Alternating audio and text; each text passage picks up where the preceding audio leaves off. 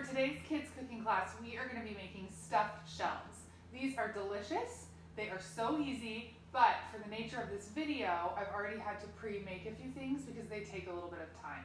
So for my ingredients, I have a box of giant shell pasta, right? Jumbo shells, okay? Now, this is a recipe, kids, that I'm going to ask you to work with your parents on because there are two things that you'll need to cook on the stove, and I want to make sure you don't burn yourself, okay? So one of them is pasta. I actually have a microwave pasta maker, so that's what I've pre-cooked my giant shells in.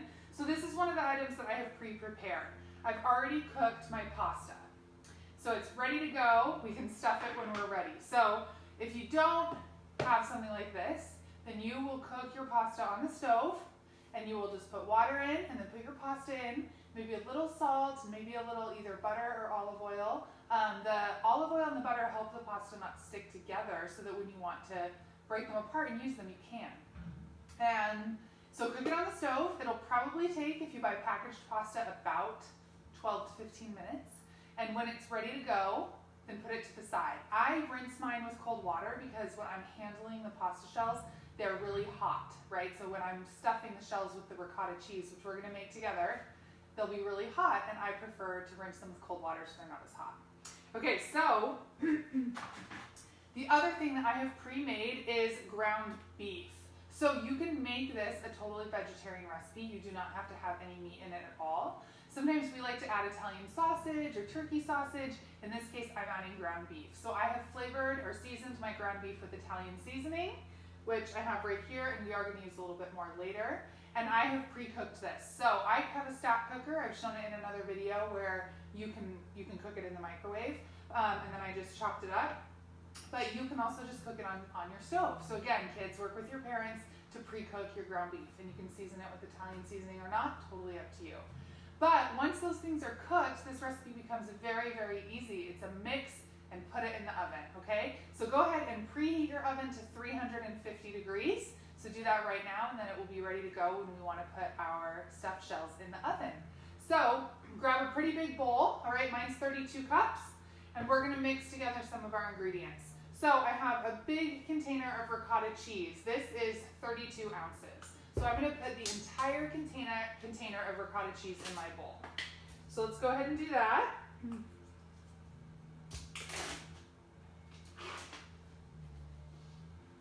Okay, put it all in just with a big spatula.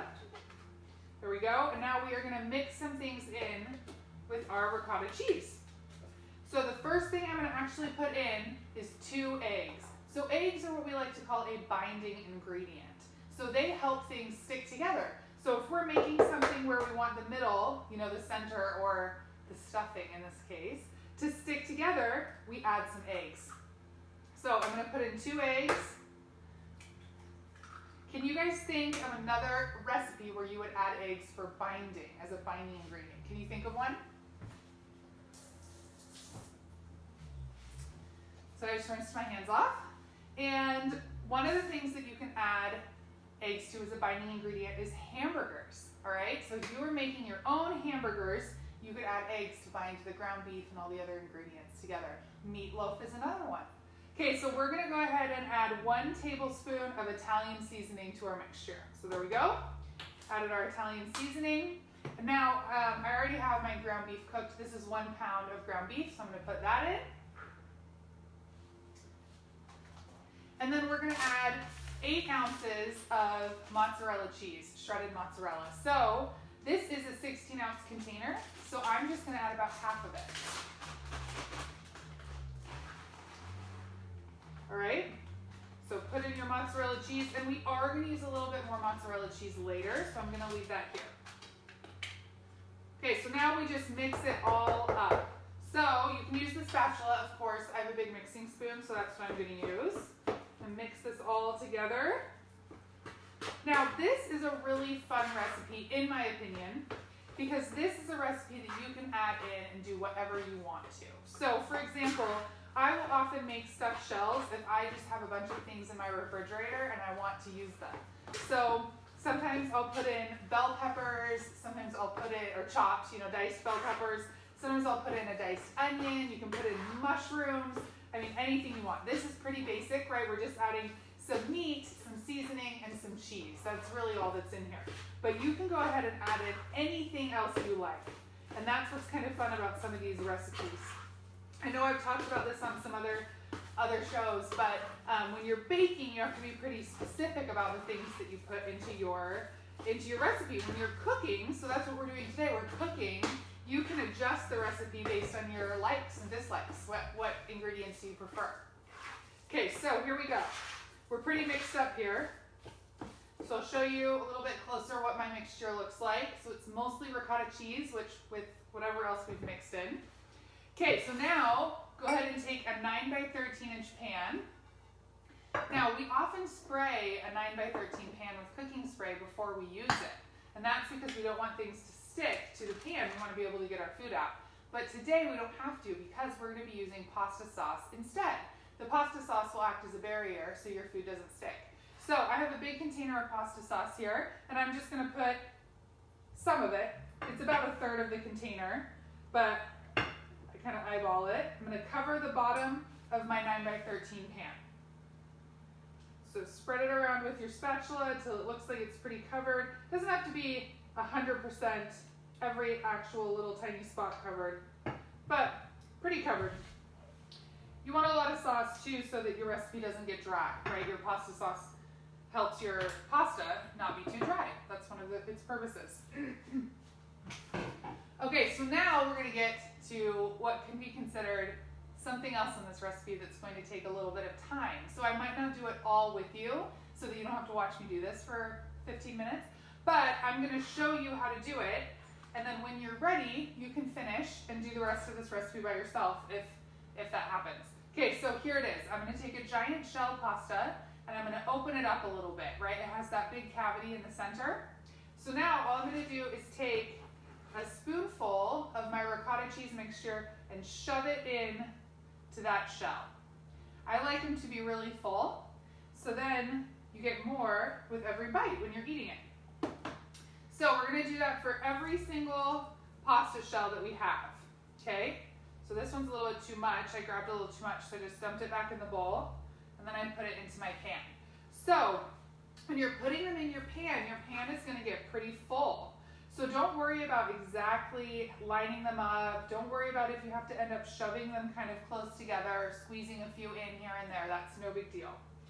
All right. Now I also have made a big batch of pasta shells before. So depending on your pan size, or even depending on how many I can fit in here, I might have to do it. You can also double stack your pasta shells. So you fill in the whole bottom of your pan with pasta shells, full pasta shells. Then you would put another layer of pasta sauce on top of those shells. Then you can put more stuffed shells on top of them, right? So you do a double layer. And then when you're serving it, you just have 2 deep in your pasta, in your pan, your 9 by 13 inch pan. It's a great way to give a meal to someone. So I took a meal to a friend and I double stacked, just so that they had more in one pan for their whole family. Okay, so while we're making our pasta shells, kids, can you think of anything that you would maybe serve with this meal on the side? So maybe a couple of side dishes that you could serve. So think about a few ideas. Maybe tell your parents or anyone who you're working with. Maybe you're doing this with a friend.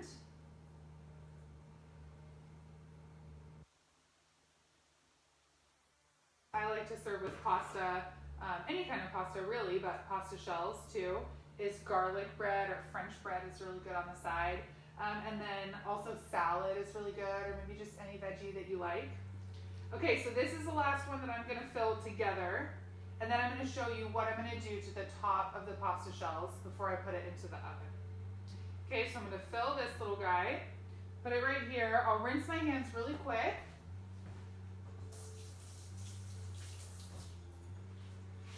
Okay, so now my pan is not full, mostly because again, I don't think that you want to stay with me this whole time while I fill every single one. But pretend it's full, okay? So once you have filled your entire pan, what you're gonna do, you're gonna take more pasta sauce. Excuse me, you're gonna take more pasta sauce and you are going to spread it on top of all of your shells. Okay, so again, we want pasta sauce because one, it's tasty, but also it helps your dish not be dry, right? It gives added flavor and added moisture. Okay, so this is how I like to do it, right? I put it on top, and then I spread around my spatula a little bit so that I actually am spreading the pasta sauce on top of all of the shells. Okay, so that's what I would do. And then the last thing that I'm gonna do is I'm gonna take some extra mozzarella cheese and sprinkle it on top of all of my shells. So I would just do this. Okay, so sprinkle, sprinkle. You already have a lot of cheese in this recipe, so you don't need a ton, but it is tasty and it does add to the look of your meal. Then you're gonna take your pan and you're gonna put the entire pan in the oven for 20 minutes. And when it comes out, your stuffed shells are ready to go. All right, thanks so much for watching today. I hope you enjoy the recipe.